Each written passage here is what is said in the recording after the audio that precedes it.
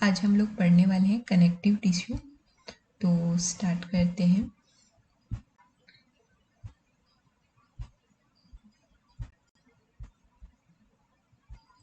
एक बार मैं स्टार्टिंग से इसको दिखाना चाहूँगी।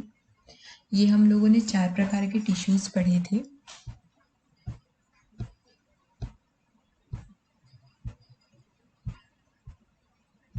जिनके नाम होते हैं epithelial tissue, connective tissue, muscle tissue और नर्वस टिश्यू। उस पिछली क्लास में हमने एपिथेलियल और मसल टिश्यू जो है कवर कर लिया था। आज हम कोशिश करेंगे कि हम कनेक्टिव और नर्वस टिश्यू को कंप्लीट करें। तो एक बार देख लीजिए कि कैसे टिश्यूज़ हमारे बॉडी में डिवाइड होते हैं। ये जो इतना हिस्सा है वो मसल टिश्यू। थोड़ी सी आवाज कम आ रही है। आप या तो माइक पास में इधर रख सकते हैं, आवाज थोड़ा सा आपका कम आ रहा है। मैं थोड़ा धीरे बोल रही थी शायद इसलिए। अब बताइए, अभी भी थी आवाज़ बहुत ज़्यादा? अभी ठीक, हाँ अभी ठीक आ रहा है। आप धीरे बोल रहे थे शायद वही। देखिए, एपिथेलियल टिश्यू के भी बहुत सारे प्रकार होते हैं, जैसे simple squamous, simple cuboidal, simple columnar और सिंपल स्ट्रेटिफाइड स्क्वैमस। ठीक है, तो उसकी ये यहाँ पे लोकेशन बताई गई है कि कौन से टिश्यू कहाँ पे होते हैं। जैसे सिंपल स्क्वैमस जो है, हम लोगों ने पढ़ा था कि वो एयर बैग्स में होते हैं, हमारे जो लंग्स होते हैं उसके एयर बैग में। फिर हमने पढ़ा था सिंपल क्यूबॉइडल, वो होते हैं स्मॉल सिक्रेटरी ग्लैंड्स में। फिर हम लोगों ने पढ़ा था सिंपल कॉलमनर, इसमें भी 2 प्रकार के होते हैं। रिया, आप बता सकते हो कि इसमें कौन कौन से 2 प्रकार होते हैं? मैम इसमें आपने बताया था सिंपल और स्ट्रेटिफाइड। नहीं, सिलिएटेड कॉलमनर और नॉन नॉन सिलिएटेड। सिलेटेड। हाँ, तो जो सिलिएटेड वाला होता है वो होता है आपके इंटेस्टाइन में। शायद नहीं, कुछ गलत बोल रहे हैं हम लोग, एक बार देख लेते हैं। ठीक है, जो सिलिएटेड होता है वो होता है आपके ब्रोंकाई यूट्राइन ट्यूब्स में, और नॉन सिलिएटेड होता है डाइजेस्टिव में। ठीक है, तो ये सारी चीज़ें पढ़ी थी। फिर उसके बाद मसल टिश्यूज भी पढ़े थे। एक सेकेंड। कार्डियक होता है, स्मूथ होता है और स्केलेटन होता है। तो कार्डियक का मतलब ही होता है हृदय। तो कार्डियक मसल टिश्यू कहाँ पे होगा? हृदय के लाइनिंग पे। स्मूथ मसल टिश्यू जो होता है वो जो है हमारे ऑर्गन्स के इसमें होता है। ठीक है, जैसे कि ऐसे ऑर्गन्स जो कि इनवॉलेंट्री, जिसके फंक्शंस को हम रोक नहीं सकते, ऐसे ऑर्गन्स। ठीक है, और स्केलेटल मसल टिश्यू कहाँ पे होता है? हमारे स्केलेटल मसल्स में, जो बोन से अटैच होती है, जो हमारे चलने फिरने में हेल्पफुल होती है। उसके अलावा आज हम पढ़ने वाले हैं कनेक्टिव टिश्यू। कनेक्टिव टिश्यू में कौन कौन से आते हैं? Blood, adipose, cartilage, loose connective, bones और डेंस। इसके अलावा हम लोग पढ़ेंगे नर्व्स टिश्यू। नर्व्स टिश्यू जो है ब्रेन और हमारे सीएनएस नर्वस सिस्टम से रिलेटेड होती है। ठीक।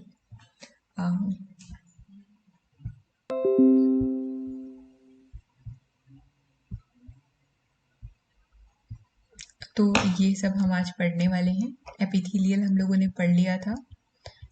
स्क्वेमस एपिथेलियल, 2 प्रकार के एपिथेलियल होते हैं। आज स्टार्ट करते हैं कनेक्टिव टिश्यू से। तो कनेक्टिव टिश्यू किसे कहते मैम कल आपने क्लास ली थी क्या? कल रविवार को, हाँ मैंने क्लास ली थी। कितने बजे ली थी आपने मैम? मेरे को तो पता ही नहीं चला।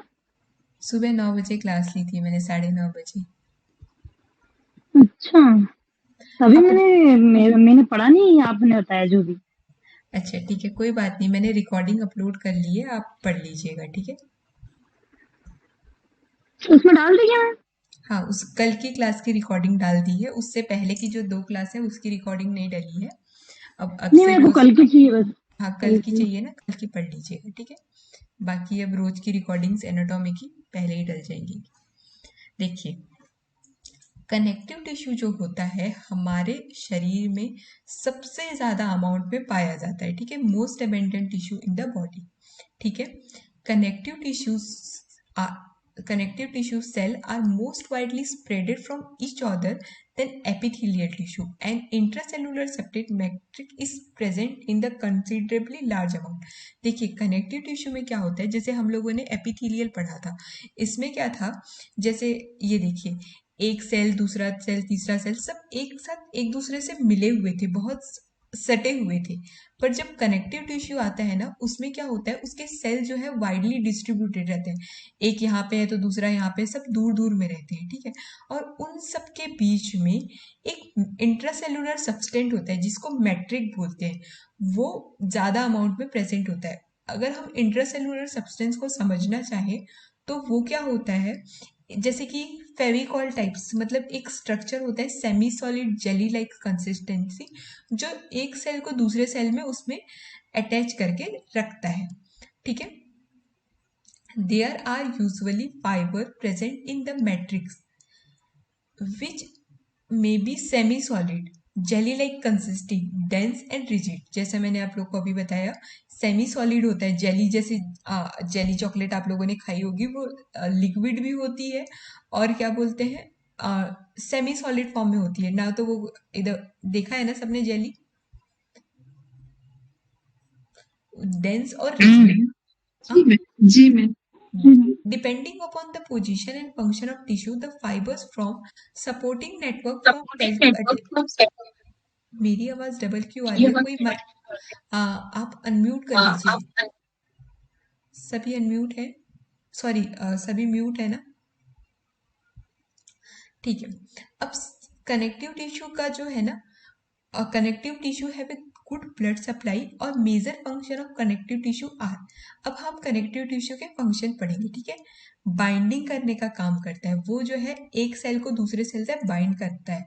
प्रोटेक्शन उसका सेकेंड फंक्शन है। ट्रांसपोर्ट और फिर इंसुलेशन। क्या आप बता सकते हैं एक कनेक्टिव टिश्यू का एग्जाम्पल, जो अगर आप कनेक्टिव टिश्यू पढ़े तो सबसे पहले आपके दिमाग में आ रहा हो? कोई भी बताइए। इंसुलेशन मैम, ये इंसुलेशन ये वो देते हैं, इंसुलिन देते हैं नहीं नहीं नहीं, डायबिटिक। इंसुलिन मैम इंसुलेशन जो ब्लड ब्लड ब्लड जो है एक कार्टिलेज। सबसे बेस्ट एग्जाम्पल है कनेक्टिव टिश्यू का, ठीक है। और जो ये इंसुलेशन टर्म है वो उसका फंक्शन है। इंसुलेशन का मतलब ये हुआ कि जैसे इंसुलेशन का मतलब उसको उस स्टेट में रख देना, बाहर जो गर्म है उसको अंदर ना आने देना। जैसे वो थर्मस की बोतल होती है, वो इंसुलेटेड होती है, बाहर चाहे ठंडी हो गर्मी हो, अगर हमने उसके अंदर जो लिक्विड भर दिया वो गर्म ही रहेगा, चाय भर दी तो वो गर्म ही रहेगी, तो वो इंसुलेशन। तो ये फंक्शन होता है हमारे कनेक्टिव टिश्यू का, बाइंड करता है, प्रोटेक्ट करता है, ट्रांसपोर्ट करता है, इंसुलेट करता है, ठीक है। 4 फंक्शन होते हैं। थोड़ा सा आगे बढ़ते हैं, कनेक्टिव टिश्यू का एक बार डायग्राम देख लेते हैं, ठीक है। ये पेज अगर जूम हो सकता है, शायद जूम आउट तो नहीं होता, ठीक है। आप लोग को ये डायग्राम शायद क्लियरली दिख रहा होगा। जैसा कि मैंने कहा, कनेक्टिव टिश्यू में जो सेल होते हैं वो एक दूसरे से दूरी में होते हैं। इसमें देखिए एक सेल यहाँ पे है तो दूसरा यहाँ पे है, तीसरा यहाँ पे है, ऐसे सब मतलब अलग अलग इसमें होते हैं, ठीक है, दूर दूर में होते हैं। अब और फिर जैसे एडिपोज टिश्यू है, इसमें देखिए मैट्रिक्स कितने क्लियरली विजिबल है, एक दूसरे से चिपके हुए हैं। ये ब्लड हो गया तीसरा प्रकार। फाइब्रस कनेक्टिव टिश्यू है, इसमें देखिए आप देख सकते हैं कोलेजन फाइबर है और सेल न्यूक्लियस, ये सब है। और फिर उसके बाद कार्टिलेज बोन्स, ठीक है। तो एक बार हम देखते हैं कि कनेक्टिव टिश्यू के प्रकार क्या क्या होते हैं। अभी कोई कुछ बोल रहा था जैसा लगा जब मैं ये बोल रही थी, तो कोई कुछ कहना चाहते हैं?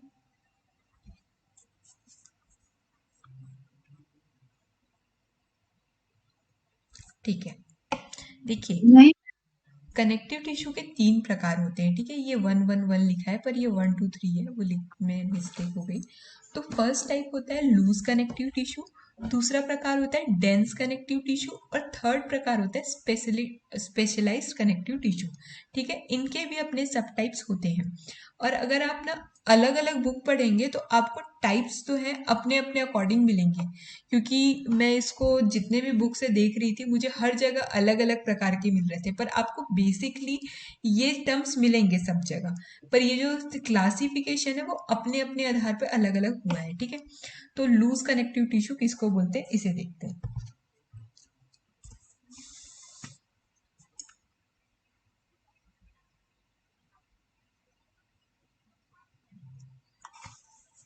फर्स्ट है एलो कुछ है। फिर किसी ने माइक अनम्यूट कर दिया। क्यों बार बार मेरी आवाज मेरे को ही आ रही है? मैम आपकी आवाज नहीं आ रही थी इसलिए बोलने के लिए क्या था। अच्छा अभी अच्छा आवाज नहीं आ रही थी। अच्छा, ठीक है। अब आ रही है आवाज? जी मैम आ रही। ठीक है। ठीक। तो है, देखिए, एल्वोलर टिश्यू। ठीक है, ये टिश्यू जो होता है हमारे स्किन के जस्ट नीचे वाले लेयर में होता है। ठीक है, फिर उसके बाद है एडिपोज टिश्यू। इसमें ना सिर्फ नाम सुनते जाएंगे और फिर इसका फंक्शन देखते जाएंगे, इसको बहुत ज्यादा डीपली पढ़ने की कोई आवश्यकता नहीं है। फिर उसके बाद आ गया एडिपोज। एडिपोज टर्म से आपकी एक चीज हमेशा याद रहेगी, जहां पे भी एडिपोज है इसका मतलब है फैट। ठीक है, तो हमारे बॉडी में फैट कहाँ कहाँ पे रहता है? आप खुद देख लीजिए, हमारे थाइस के पास फैट है। हम तो फैट जो टिश्यूज हैं एडिपोज टिश्यू को बोलते हैं। ये यहाँ पे फैट कंसिस्ट करता है। ठीक है, फिर है रेटिकुलर टिश्यू। रेटिकुलर टिश्यू जो होता है स्टार शेप सेल कंसिस्ट करता है। ये हमारे बोन मैरो, लिम्फ ग्लैंड और स्प्लीन के पास होता है। इसके आगे आप लिखना चाहें तो लिख सकते हैं, रेटिकुलर टिश्यू जो है हमारे बोन मैरो, लिम्फ ग्लैंड और स्प्लीन के पास होता है।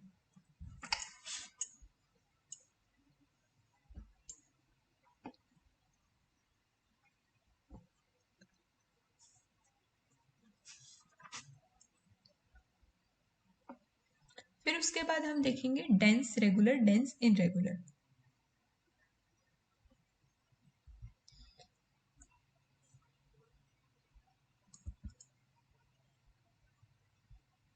एक सेकंड, मेरी आवाज अभी आ रही है कि नहीं आ रही है, कि क्या हो रहा है आज पता नहीं चल रहा है। आ रही है तो थोड़ा दे। अच्छा,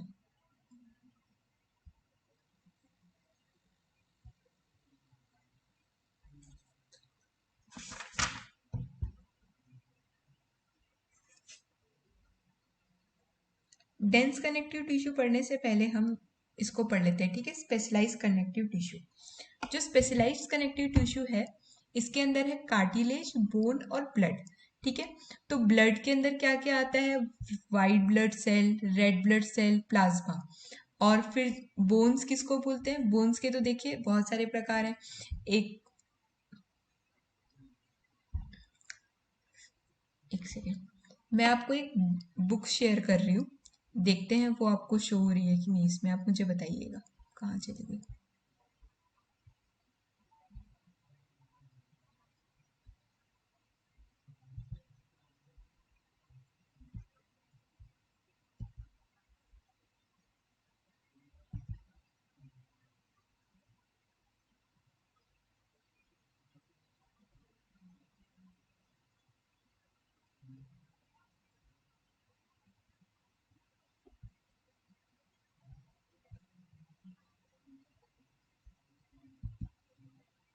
बस 1 मिनट वेट करेंगे, अब इससे हम थोड़ा अच्छे से समझ सकते हैं।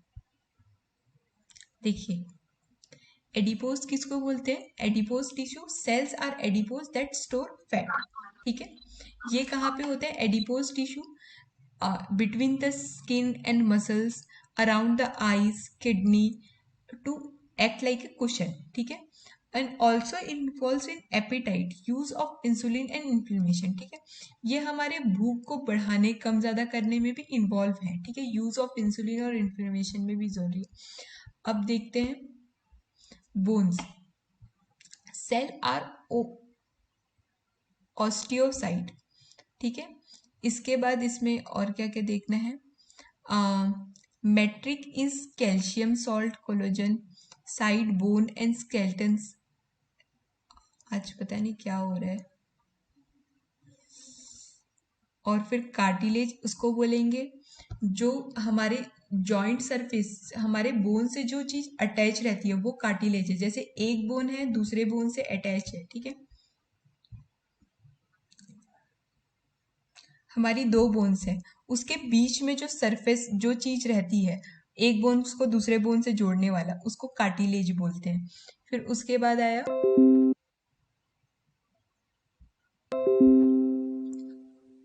बोन हो गया, कार्टिलेज हो गया और ब्लड हो गया।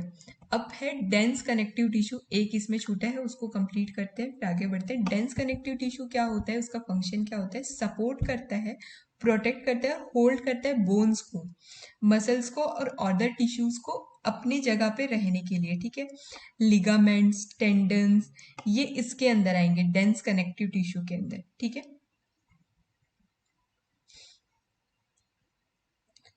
और एक जो आइस के लेयर है, वाइट आउटर लेयर स्क्लेरा, ये भी इसी के अंदर आएंगे डेंस कनेक्टिव टिश्यू के अंदर, और इसी को फाइब्रस कनेक्टिव टिश्यू भी कहते हैं। आज का ये टॉपिक थोड़ा सा कंफ्यूजिंग हो सकता है क्योंकि ये बहुत सारी जगह अलग अलग मिल रहा था, तो मैं इसका कंटेंट एक साथ इकट्ठा नहीं कर पाई, तो इसके लिए मैं सॉरी, माफी चाहती हूँ। अब हम इससे कुछ क्वेश्चन हो तो पूछ सकते हैं, फिर हम नर्व टिश्यू पे जाएंगे। थोड़ा बहुत कुछ समझ आया? मैम ये मैंने इसमें देख रही हूँ लेकिन मेरे को ना मिल नहीं रहा है।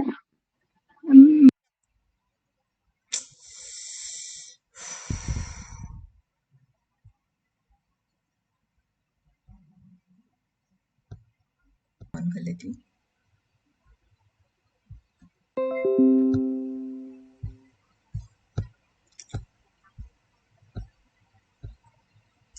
तो हमारा लास्ट टाइप ऑफ टिश्यू है नर्व टिश्यू। कोई मुझे बता सकता है नर्व टर्म किससे रिलेटेड है?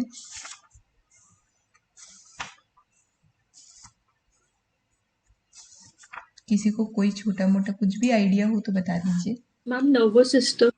मतलब नर्व मतलब ये अपनी नसों से संबंधित है। नस जो होती है ब्लड वेसल होती है, और नर्वस टिश्यू जो है हमारे नर्वस छोटी सिस्टम। छोटी शरीर की पूरे मतलब पूरे शरीर में जो रहती है नर्व छोटी छोटी उनको वही जो है नर्व टिश्यू कहलाती है। तांत्रिका तंत्र बोलता है उसको, तंत्रिका होता है कुछ। यस यस, ठीक है। तो जो मनुष्य होता है या फिर जो जानवर होते हैं, जो हायर एनिमल्स होते हैं, ठीक है, उसके अंदर नर्व टिश्यू पाया जाता है, जो कि एक वेरी स्पेशलाइज्ड सेल होता है जिसको बोलते हैं न्यूरॉन्स, नर्व सेल या नर्व फाइबर, ठीक है। वो क्या करता है, रिसीव करता है और ट्रांसमिट करता है स्टिमुलाई को। मतलब स्टिमुलाई मतलब क्या होता है, एक इंफॉर्मेशन को, कि जैसे कि मैं यहाँ पे नॉर्मल बैठी हुई हूँ, मेरे ऊपर गर्म पानी गिरा, वो मुझे कैसे पता चलेगा कि गर्म पानी में एक सिग्नल गया और फिर उसके बाद मेरे ब्रेन तक जल्दी से पहुंचा, फिर मैंने अपना हाथ खींच लिया। तो ये जो फंक्शन है वो होता है नर्व टिश्यू का फंक्शन, ठीक है। फिर उसके बाद क्या है, nerve the stimulus received by animal is coordinate through nerve system and which addition help to coherence on the function of internal organs, ठीक है। जो स्टिमुलस रिसीव होता है उससे हमारे इंटरनल ऑर्गन की फंक्शनिंग रिलेट करती है। मतलब सिग्नल रिसीव हुआ ब्रेन के पास, ब्रेन ने ऑर्डर दिया कि आपको ये काम करना है, और फिर वो सारे फंक्शंस रिसीव होते हैं, मतलब वो सारे फंक्शन स्टार्ट होते हैं, ठीक है। तो ये सब हम अभी पढ़ने वाले हैं। देखते हैं कि इसकी डेफिनेशन क्या होती है। Nervous tissue is found in brain, spinal cord and nerves. ये हमारे ब्रेन में पाई जाती है, हमारे स्पाइनल कॉर्ड में पाई जाती है, और ये हमारे नर्व्स में पाई जाती है। It is responsible for coordinating and controlling many body activities. ये हमारे बॉडी को कोऑर्डिनेट करती है, मतलब चलाती है, और कंट्रोल भी करती है बहुत सारे बॉडी के एक्टिविटीज को। It stimulates muscle contraction. हमारी मसल का जो कॉन्ट्रैक्शन है, जैसे कि हम जब चलते हैं तो मसल तनती है और खींचती है, ये हम आगे पढ़ेंगे। तो मसल कॉन्ट्रैक्शन को स्टिमुलेट करती है। Create an awareness of environment. हमारे एनवायरमेंट के प्रति जो अवेयरनेस है उसको मेंटेन रखती है। Plays an important major role in emotion. हमारे इमोशंस को कंट्रोल करने में हेल्पफुल है, मतलब इमोशंस में भी रोल प्ले करती है। मेमोरी और रीजनिंग, ठीक है। आपसे किसी ने कोई क्वेश्चन पूछा, आपने तुरंत उत्तर दिया, तो वो भी हमारे नर्वस टिश्यू के ही फंक्शन है, ठीक है। वो सब भी नर्वस टिश्यू देखती है। अब देखते हैं नर्वस टिश्यू का स्ट्रक्चर कैसा होता है। तो ये जो स्ट्रक्चर है, आप बता सकते हैं किसका स्ट्रक्चर है? न्यूरॉन। ये जो स्ट्रक्चर है नर्वस टिश्यूज का ही है ना? हाँ, नर्वस टिश्यू का स्ट्रक्चर है और इसको बोलते हैं न्यूरॉन, ठीक है। It is made up of, nervous tissue जो है ना बहुत सारे न्यूरॉन से मिलके बनी रहती है, ठीक है। तो it is made up of nerve cell और neuron, all of which consist axon, ठीक है। तो ये जो लंबी सी एक रास्ता है ना जो अभी यहाँ पे छुप चुकी है, इसको एक्सॉन बोलते हैं, ठीक है।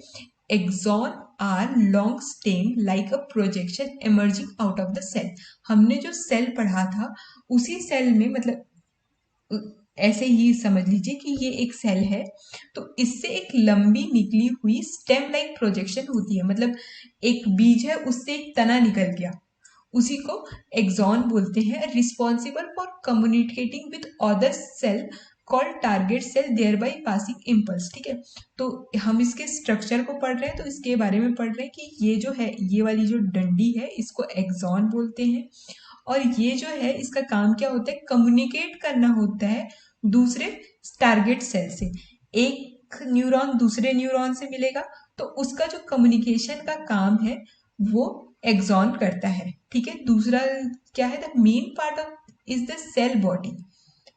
ये जो है ये सेल बॉडी, ये इसका मेन पार्ट है, which contain nucleus, cytoplasm and cell organelles. Extension of cell membrane refers as to process.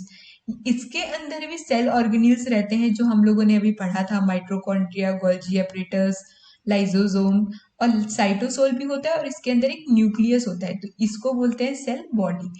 Dendrite is a highly branch process, ठीक है। हम एक एक चीजों के बारे में पढ़ते जा रहे हैं कि कौन कौन सी चीजें इसके अंदर होती है। अब हम पढ़ रहे हैं dendrite. Dendrite is a highly branch process responsible for receiving information from other neuron and synapse.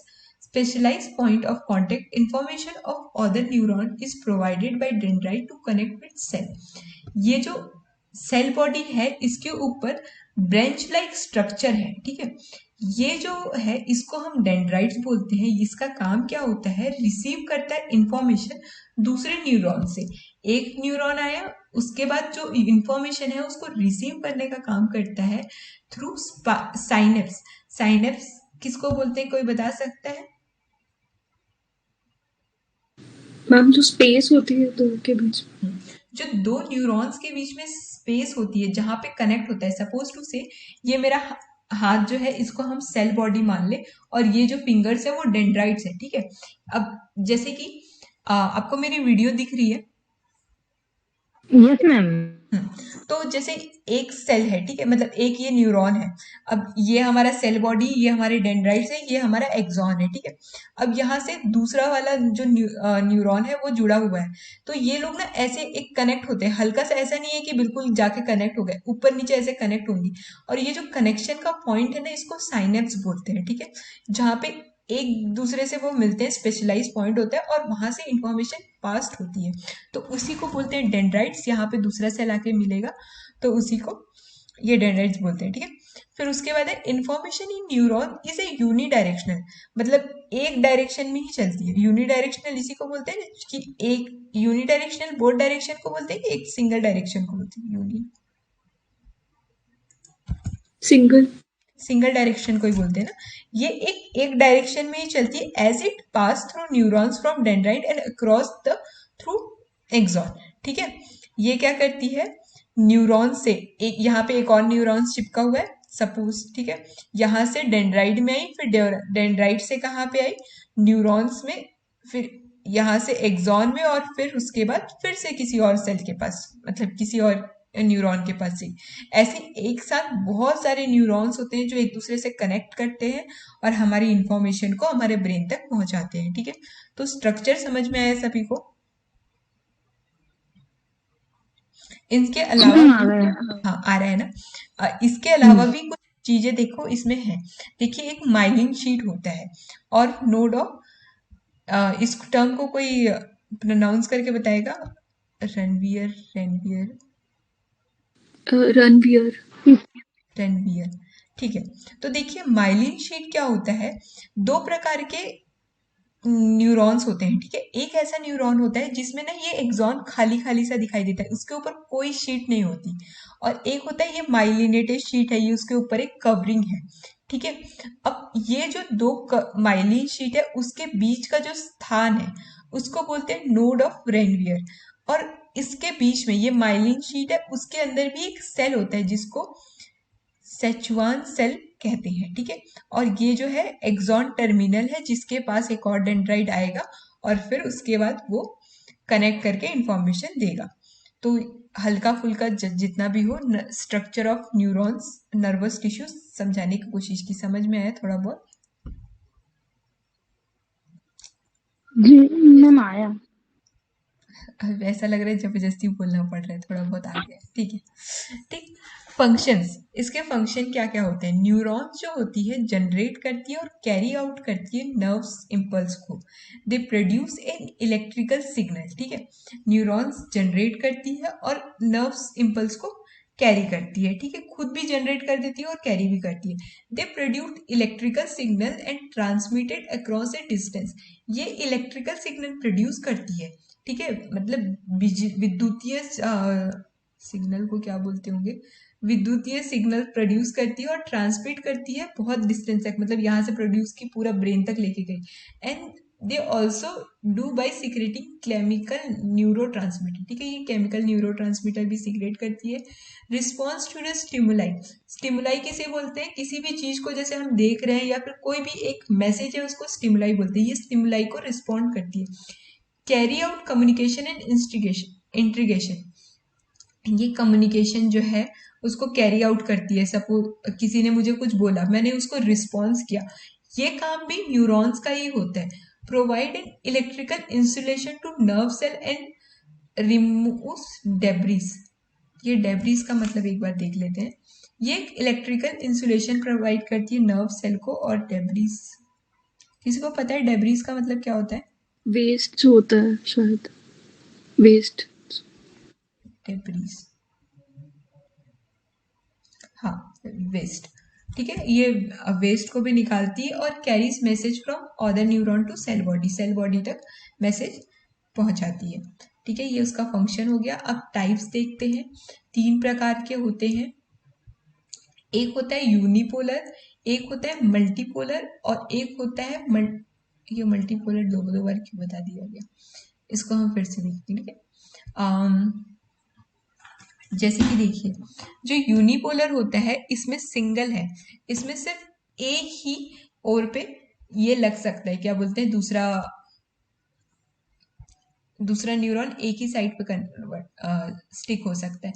और ये जो यूनिपोलर होता है इसको ही सेंसरी न्यूरॉन्स बोलते हैं। जैसे हमारे आईज है, यहाँ पे जो न्यूरॉन्स लगे हुए होंगे इसको हम, वो यूनिपोलर होते हैं, ठीक है। फिर उसके बाद हो गया मल्टीपोलर, जिसमें बहुत सारे, जैसे ये देखिए, इसमें कितने सारे डेंड्राइट्स है, 1 2 3 4 5, बहुत सारे पोल्स हैं जिससे अलग अलग आके सेल कनेक्ट हो सकते हैं। यहाँ से भी आके एक न्यूरॉन कनेक्ट हो जाएगा, यहाँ पे भी कनेक्ट हो जाएगा, यहाँ पे भी। तो ये जो है इसको मल्टीपोलर बोलते हैं और इसको मोटर न्यूरॉन भी बोलते हैं। ये जो हमारे स्केलेटन मसल्स हैं यहाँ पे कनेक्ट होता है, ठीक है। और फिर इंटरन्यूरॉन जो ब्रेन में होता है ये भी मल्टीपोलर होता है, ठीक है। एक बार इसको,